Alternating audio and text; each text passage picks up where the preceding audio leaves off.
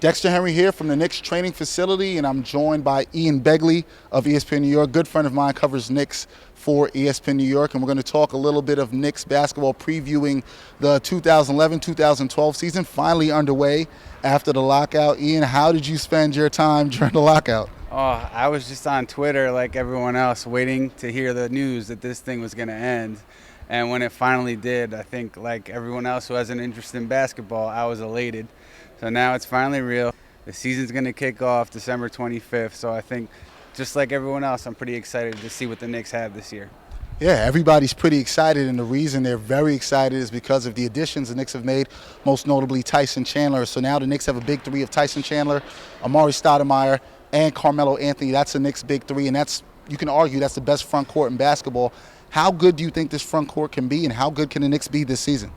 Well, what these guys have said and what Amare said today is the sky's the limit. Now, I don't see them winning an NBA title this year, especially given what looks to be right now a deficiency in the backcourt.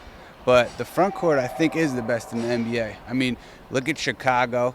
They have a solid front court. Memphis has a very good front court. But no one brings the firepower and the star power of a Chandler, a Stoudemire, and a Carmelo Anthony. So I think fair expectations are to see this team get to the second round, and depending on their opponent, to see what happens there. I think you have to see them take that next step into the second round, though. Hey, you hear that? The second round prediction for the Knicks. I think a lot of reasonable Knicks fans would be happy with that if they could build upon what they did last year. We talked about the front court, the back court. Tony Douglas looks to be the starter. Mike Bibby has been brought in. You also have Iman Shumpert, the rookie. Looked pretty good in practice the last couple of days, and has looked good. Is going into his preseason game against the Knicks. The Knicks backcourt. Do you believe in it? Do they need to add more pieces? What should the Knicks do with their backcourt?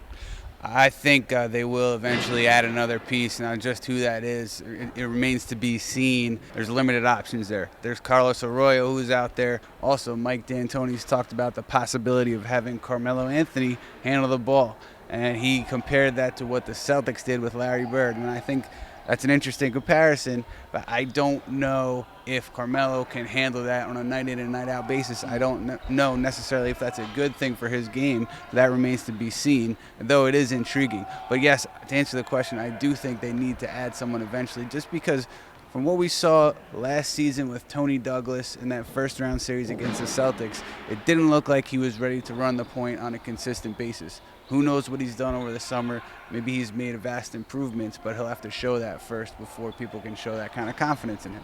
Right, it's definitely going to be needed to see some kind of consistency out of the Knicks with point guard play. Talk about what they did in the draft. Iman Shumpert, the rookie, drafted him. Like I said, he's looked good in practice, Knicks fans. He's been handling the ball well. He ran some drills with the second team, so that's looked good.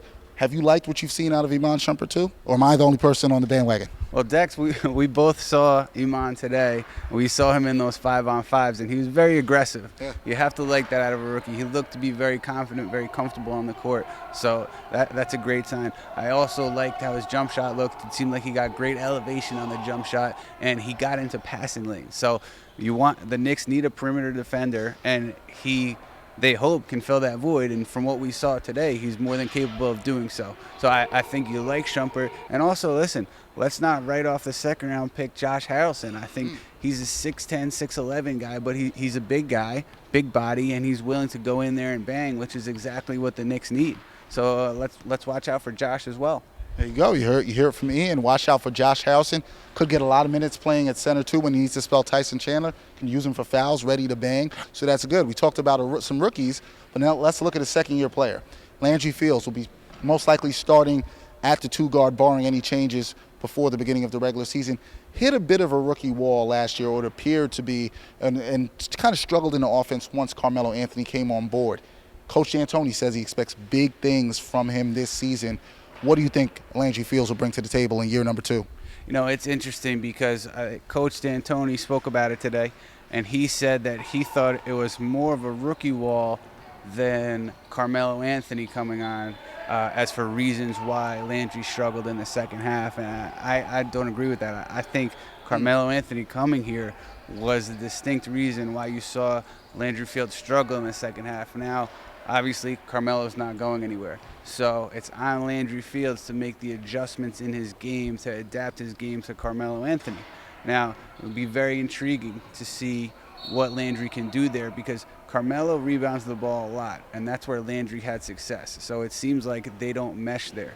Landry's going to have to find another way to be effective on the boards. But I think Landry's a pro. He's a smart kid, so he'll be able to figure those things out, and I think he will be effective. I don't think you'll see that significant drop-off in the second half this season like we did last year, but I also don't think you'll see him play to the level that he showed us in the first half of last year this season. I think he'll be more consistent but have less of an impact than we saw last year in the first half.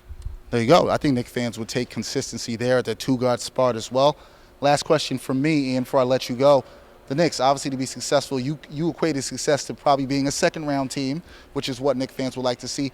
What is the key or keys for the Knicks to be successful in 2011, 2012? Very interesting question, and I think if we're looking at what went wrong last season, you can clearly point to their interior defense being a serious issue. You know, they were out-rebounded by 3.5 boards per game on average, and they gave up the 5th highest point total on points in the paint in the NBA. That certainly needs to change, and everyone thinks that will change with Tyson Chandler in the equation. So I think if the Knicks can bring a consistent effort on the defensive end, which they should be able to with Chandler in the middle, then they'll be able to take that next step.